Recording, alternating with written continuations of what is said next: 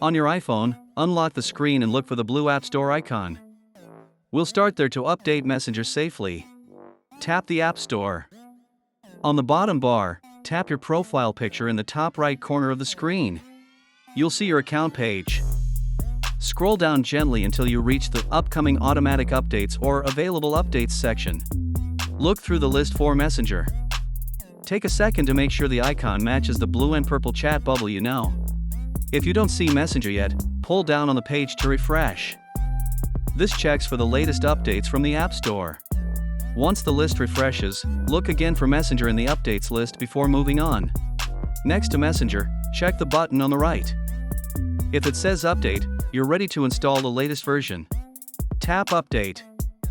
A small loading circle will appear, showing the download and install progress. Wait for the circle to complete.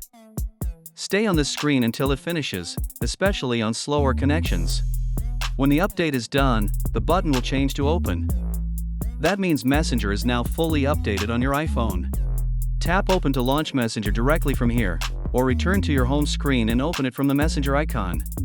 That's it. You've successfully updated Messenger on your iPhone. Repeat these steps anytime you want the latest features and fixes.